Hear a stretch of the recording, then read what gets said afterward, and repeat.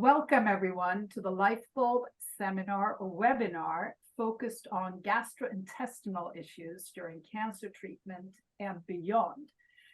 Welcome to my great two guests here, Dara Kurtz, who's representing the patient experience and also her advocacy after cancer treatment, as well as Dr. Moshe Shike, who is a gastrointestinal expert and very familiar with, but in particular, the cancer experience when it relates to tummy issues. My name is Karin Hehenberger. I'm the CEO of Lyfebulb, and I'm very grateful to Helsinn for supporting us for this seminar.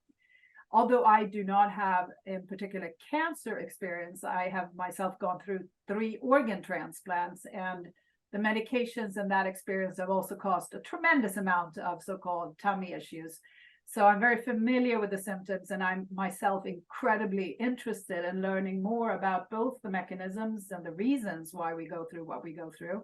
And of course, also some of the remedies and the hacks and the solutions that patients come up with. So welcome, and I'd like to start with Dara. Can you talk a little bit first about yourself briefly and your experience, and then we can move to Dr. Shike. So it's been 10 years since I heard those words, "you have breast cancer." And at the time I was 42, my kids were 11 and 14, and it was a really challenging time for myself and my family. And I wasn't someone who sailed through chemo at all. While I found it relatively early, I needed to be as aggressive as possible. And so I did surgery and chemo and radiation, all the things.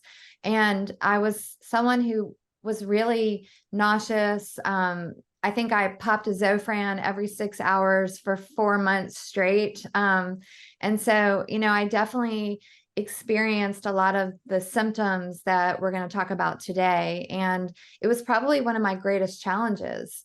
When you don't feel good, you don't want to do anything, and it sort of spirals, and it's kind of hard to get out of that circle, if you will, of not feeling good and then taking medication and then having treatment and, all of those things. So I think it's very real. I also teach a course for Wake Baptist Atrium Health that focuses on how to thrive after you survive. And so I'm continuously working with, and have been for a long time, and hear often about how this is just sort of a reoccurring theme in terms of when you're going through treatment, it's so hard for so many reasons, but when you don't feel good, it's hard to deal with all of the things that you're facing and try to manage your attitude and try to help yourself and all of those things. So I think this is such a relevant topic, and I'm glad that Dr. Shike, we can share this time together. Thank you, Dara. And Dr. Shike, any just a little brief intro of yourself and your experience in this space? Yeah, I'm a gastroenterologist at Memorial Sloan Kettering Cancer Center. I have also been the head of the nutrition service for many years. We deal both with gastrointestinal symptoms and with failure of the gastrointestinal tract. So my understanding that today is mostly about the symptoms, but I'm happy to talk about what we do nutritionally for patients who are failing. That's great. And maybe on that topic, because if you have issues with nausea, vomiting, diarrhea, constipation, all the problems that affect the gastrointestinal tract, obviously nutrition is an issue. It can be an issue. And, when you're dealing with cancer, you do need to be strong. You need to have that nutritional. So I do think there's a clear connection. And I think it's both from the medical perspective as well as from the patient perspective. As from a medical perspective, you can analyze what is missing and what is the result in the labs. And from a patient perspective, you can say, okay, what actually works for me? What doesn't make me nauseous? And maybe Dara, you can talk about some of the remedies that you tried. Maybe some failed, maybe some worked. And then also, where did you learn, about those remedies? I think it's really hard when you're in the middle of feeling yucky to get your labs and know that you're losing weight and know that your labs say this, but also recognize that it's just the thought of sitting down and eating a meal is just the last thing that you want to do. And so I think it's, it's really, really challenging. And for me, just I am not someone that nobody likes to feel nauseous or feel yucky. But for me, I just sort of stayed in that space. And every time I had treatment, it was such a struggle to eat. And what happened repeatedly is that I would get dehydrated and I really struggled with eating. And then just because I was dehydrated or because my stomach was empty, that would cause me to feel nauseous because of that. And so it was just like this repeated cycle that landed me in the hospital for a weekend. And, what I really learned, the biggest takeaway is just the importance of not letting your stomach get empty. It's almost kind of like when you're pregnant, you don't want to let your stomach get empty because you get nauseous. And not eating was really like one of the worst things that I could do for myself. But it was so hard because I felt nauseous, so I didn't want to eat. So for me, I ate a lot of baked potatoes and mashed potatoes during that time period. That just seemed to work for me. I ended up sort of figuring out like what I wanted to eat after treatment. And I ate like a piece of toast and an egg, like right after I came home from treatment. And then honestly, like tried to go to sleep and just try to go to sleep and wake up the next day. And, just the way you start your day is so important. And if you can wake up and maybe keep crackers by your bed and eat something immediately, then it sort of like helps you to be able to eat breakfast. And, then you just sort of get on that path. But for me, I learned that like, if I let it go too long, then it was really hard to get back on that path. And I did take a Zofran I felt like at some point I needed to like email the person who invented that drug because like it really saved me. And I don't think you get a reward at the end of going through treatment for not taking any medication. So, I gave myself permission to lean into that. And it really helped me a lot because it helped me be able to get the nutrition that I needed. And that's what was so important. It helped me be able to eat and not get into that cycle. It's so important what you're saying, the needing to eat a little bit, because when you eat a little bit, then you actually feel better, and then you can eat a little bit more. Yeah. And also just like figuring out what works for you in that season. And I ate a lot of popsicles that I would never eat. Yeah, like they weren't healthy, they weren't nutritious, but I could eat it because it was cold and it didn't make me feel sick and it was calories. And I think a lot of cancer patients they need calories. Yep. Any comments on that, Dr. Shike? What you are seeing and hearing? Yeah, nausea is a very common symptom which is caused by many factors, some of which are related to cancer and some of which may have nothing to do with cancer. So when patients have nausea and inability to eat, the first order is to try to determine whether there is an underlying cause that we can identify and we can treat.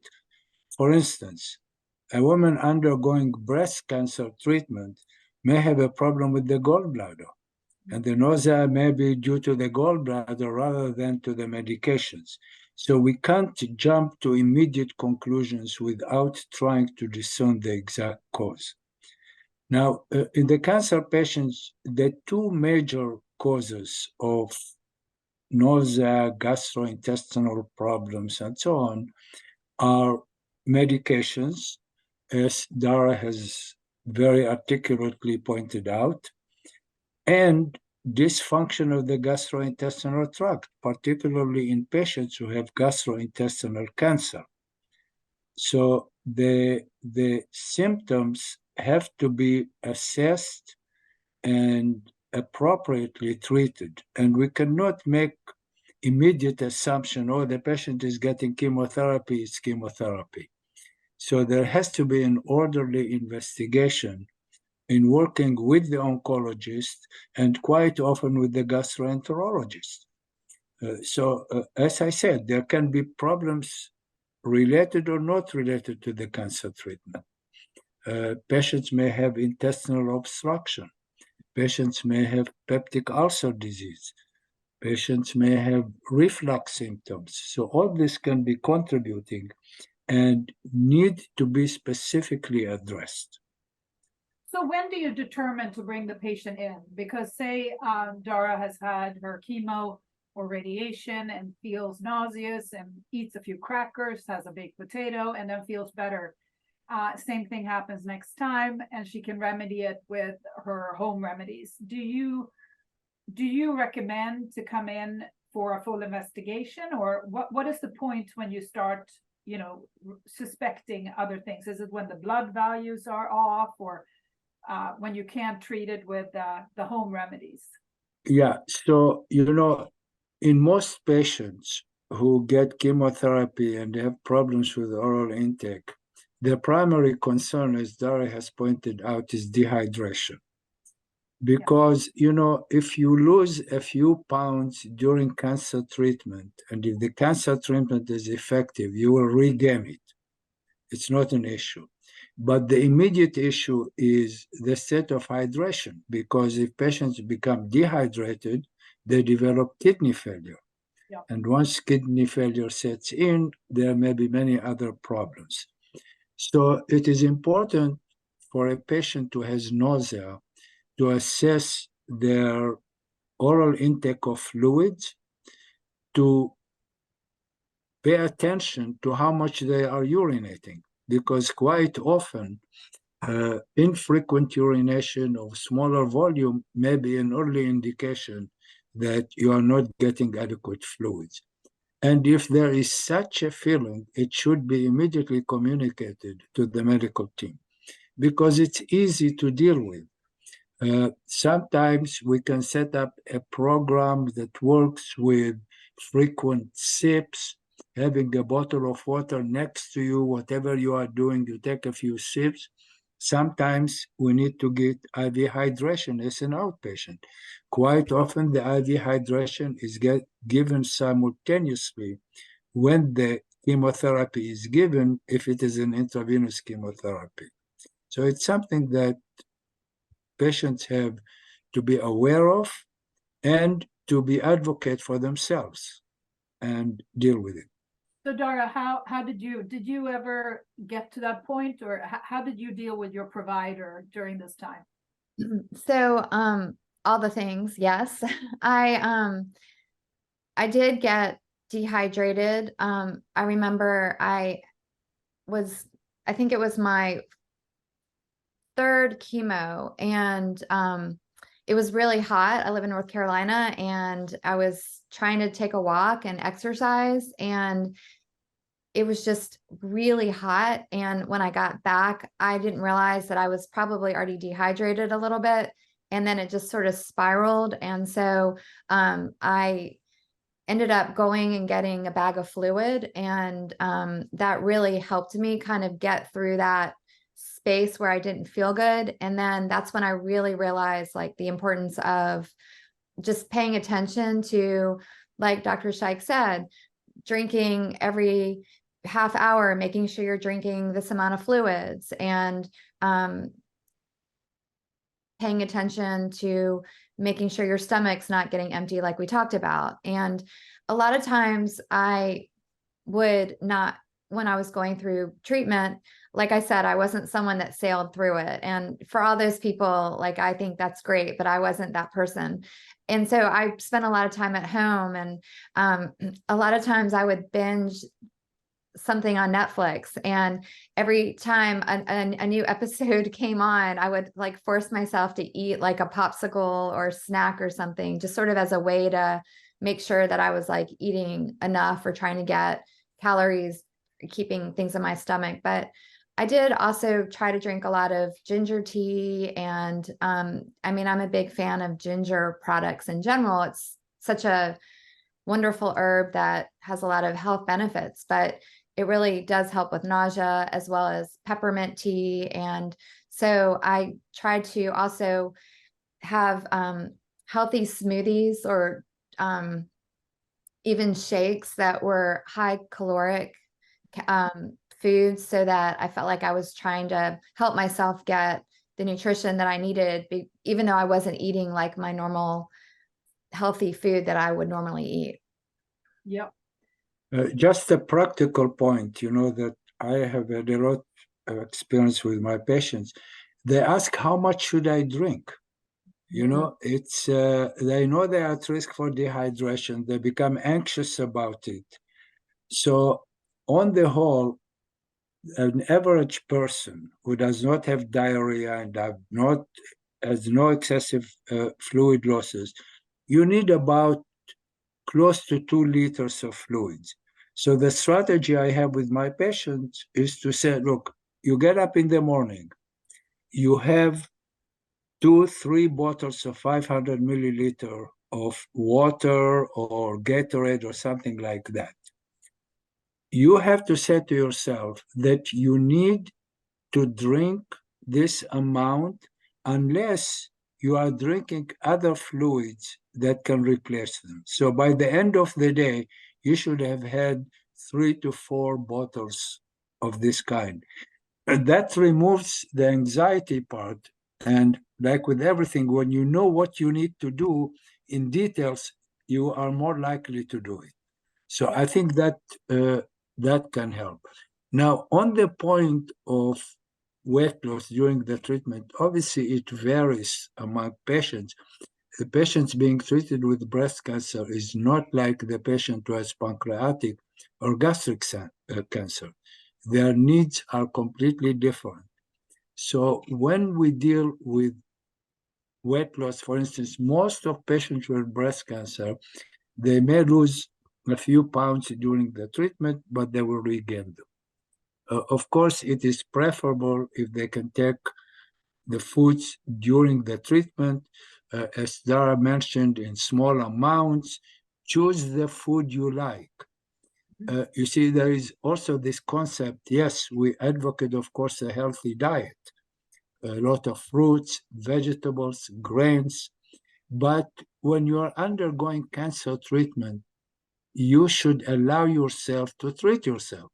So eat what really wanted to eat for many decades and was forbidden. This is your opportunity. So the important thing is to get the nutrients in. Now, one word of caution, a lot of patients take supplements.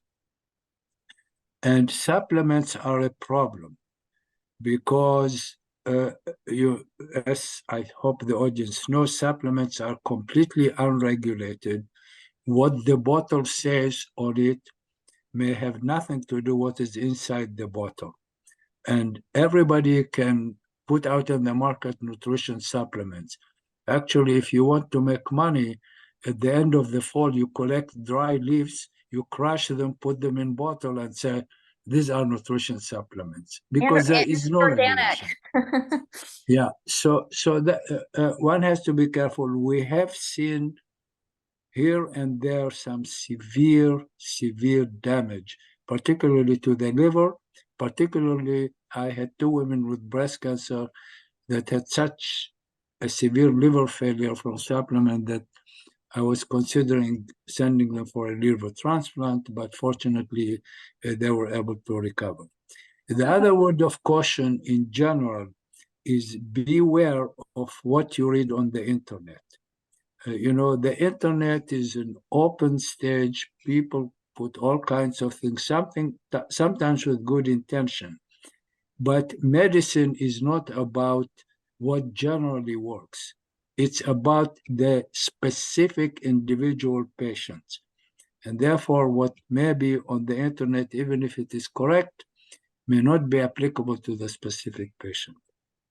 And, just to take that a step further, I talk a lot about this in my book, Crush Cancer, but I mean, it's easy when you get diagnosed to want to Google and find all the things, but Dr. Shike is so right in that. I mean, I think I always tell people to stay off Google because look, you find a team of doctors that you trust, you need to listen to your doctors, not what someone on Google wrote. And, you know, there's so many chat rooms on the internet or different areas where people might be going through things and posting about it. But I tend to find that those are the people that are having negative experiences. The people that are having positive experiences are out living their lives. They've gone through treatment and they're moving on and they're not writing about it. And so it's easy to sort of see this doom and gloom when you look online, but I always try to caution people to remember that, you know, why are these people writing these things? A lot of times it's because they are going through a really hard time themselves, but that doesn't mean that the patient or the person I'm speaking to is facing those same circumstances. And so it's hard to it's hard because we're so used to wanting to Google anything and get all the information immediately. But again, you chose your doctor for a reason. So you've got to trust your doctor. You've got to trust that your doctor knows what's best for you. And if you don't, then that's a whole nother webinar. But, you know. So I just want to take what you said. I think what was really valuable was when you're going through chemo, when you're going through very serious treatment, in the case of cancer, there is much less restriction than, for example, if you go through dialysis. When you go through dialysis, you have to be incredibly careful what you eat because it can ruin the whole, you know, experience of dialysis because you're eating against what the procedure does to you. So in contrast to some of these treatments that are, say, plasmapherases and others, your chemotherapy, according to Dr. Shike, is not affected by what you eat. Because there are some doctors out there who say no sugar during cancer treatment because sugar will, you know, make the tumor grow. We had a seminar earlier with Dr. Reedy, and she was saying the same thing. She was saying, you know, eat what you want to eat because you need calories, and the cancer will thrive on any kind of opportunity, meaning sugar, protein, or fat. So less restriction there as I hear it. However, when you're in recovery, when you are out of treatment, I tend to believe, and I come from the metabolic space, that you want to try to eat healthy because now you're building back. And when you build back, you don't want to overload the body with sugar and, you know, bad processed food and so on. But during the treatment, when the body's under attack, you want to kind of get the calories you need. The other thing, Karin, I think like in a perfect world, you would go through treatment and you would be able to eat really healthy food to help yourself. But sure. I don't think that's a perfect, yeah, that's the perfect world. But I don't think that's very realistic for a lot of people. No, I think what the message is, of course, healthy food is better than unhealthy food. But if you have to choose between no food and a popsicle, it's better to have a popsicle or, you know, some cracker that you may not otherwise eat because it's empty calories. I thrive on crackers as well. I mean, that's really my go-to. But then the other point here that you made, Dr. Shike, was the supplements. So, you know, there are supplements and supplements, right? There are supplements that really address certain deficiencies. And again, maybe not during treatment because you don't want to mess with what the body is trying to gain from the treatment. But again, in the buildup, there may be things that your doctor prescribes you that you need: calcium, zinc, you know, magnesium. I mean, it could be deficiencies in those kind of vitamins. What you're talking about are these kind of miracle drugs or they're not even drugs, miracle pills that will get you, you know, out of the situation you are. So I just want to make sure that everyone understands we're not saying only eat unhealthy food. We're not saying no vitamins. We're just saying there's a time and a place for each of these things. Just a couple points. One, on the recovery. It's very important to recognize that eating and food by themselves are not adequate.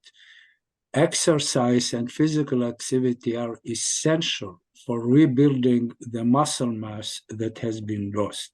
And it doesn't have to be semi-marathons. Just walking outside, or some patients tell me, well, it's cold. So, if they live in an apartment building, it's great. Climb 10 flights 2-3 times a day, and you should be okay. The other point I would like to make, unfortunately, a lot of doctors, the only thing they know about nutrition is eating.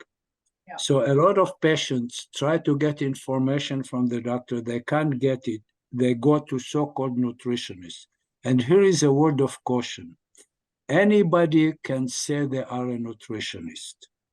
The term nutritionist does not imply any need for education. Actually, I met a nutritionist who used to be a drummer in a band, and he said he woke up one day and he felt his mission was to be a nutritionist.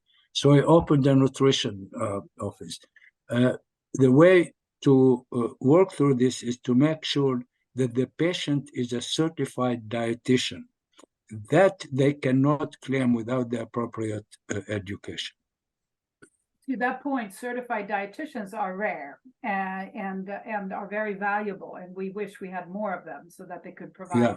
Yeah, but if you look around, you can find certainly whoever is treated in a hospital can request an appointment with a dietitian.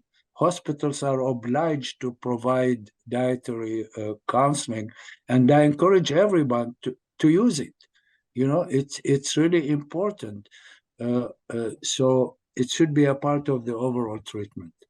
Yeah. And, to that point, I think just as an ongoing basis after you go through treatment, I have a wonderful relationship with my doctor, and we check my levels, looking at my vitamin levels quite, at least once a year. And then together we make decisions like, is my vitamin B low? Do I need to start taking vitamin B? Or, how much vitamin D should I be taking?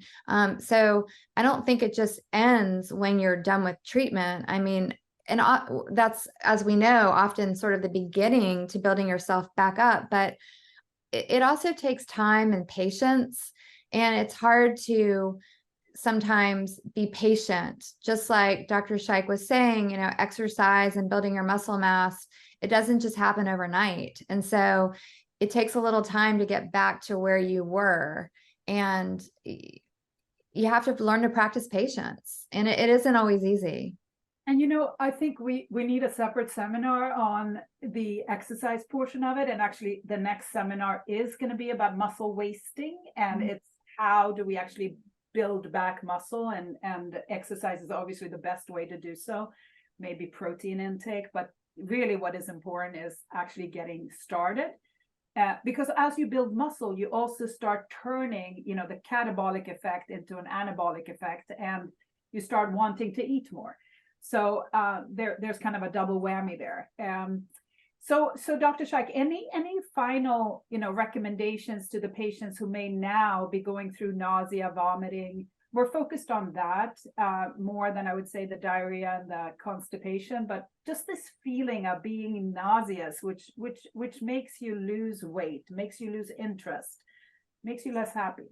So from the practical points of view, first step is to consult with your oncologist and request an appointment with the gastroenterologist if the problem is not resolved. Point number 2, individualize your oral intake. Eat what you feel you want to eat, even it used to be forbidden. If you have nausea, eat small amounts frequently. You will find out that point where if you overdo it, you will become more nauseous. Take your nausea medications. Try to move around. Moving around and physical activity is so important for the mindset and for all kinds of symptoms. And try to eat in an environment that is conducive to you. Yeah. And also keep away. Like I had a patient whose husband was on her case, was stressing her so much, eat, and she couldn't eat. Finally, I had to call him and tell him, hey, you stop that. So you have to find the right balance for you and the right environment, whether eating with a family. Some people like to eat by themselves. Sometimes like to eat when they are reading, or music. Music is so important. And sometimes just getting into the trance of the music make you forget the nausea. So everybody should choose what is really important for them and what helps them. I really love that. I think, Dara, it's very hard to add to it. So I'd like, because it was a great comprehensive list, but I'd love to ask you a final question. You look glowing, you look fabulous. You, I think both Dr. Shike and I said that when we started out. What do you do now to keep, looking that vibrant and feeling the strong, both from an eating, exercise, and maybe mental health perspective? Yeah, thank you. I love that question. So I take my health very seriously. And for me, that means that I exercise almost every day. I have a trainer and I lift weights 2 to 3 times a week. On the days that I'm not lifting weights, I walk maybe 3 to 4 miles or do some form of yoga. And most of those things, the walking and the yoga, you can do those. I do them at home or outside. I think it's really important to meditate, and I started meditating after I went through everything. And for me, that's sort of a game changer, because a lot of times when we're feeling bad or, our thoughts really do matter. They directly impact our experience. And when you're expecting to feel nauseous, you're going to feel nauseous. And so, looking back on my experience, I probably could have made it a little bit easier for myself by using some of the tools that I use today. So meditation is a big one. I think having a daily gratitude practice is super important. Counting your blessings, not your problems. And then just the nutrition aspect. I'm not a nutritionist, but I do feel like I know a lot about nutrition.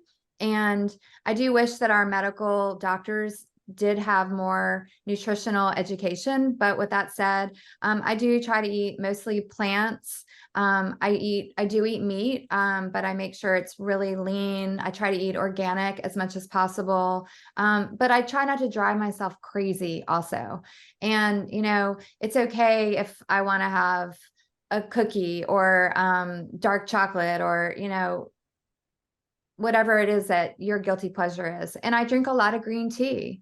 And so those are all the things that I try to do. And then, I think happy people, I try to figure out what I can do to help myself be the happiest version of myself. Happy people, that impacts everything. And, I think that's part of it. Yep. Surround yourself with happy people. And if there are people that are sad around you, try to bring them up, right? Yeah, or try to find new friends. That's true. That's true. Well, thank you both. This was such a pleasure. I learned so much, and I know our audience did too. This is going to be archived on cancerlife.com, Cancer Life with a Y. And I hope you all can join the discussions there. But again, I really appreciate the candid, the engagement, and all the amazing advice that both of you gave. Thank you. Have a good day now. Certainly. Have a good day. Thank you for all your work. It's a great work you are doing. Thank you. Bye-bye now.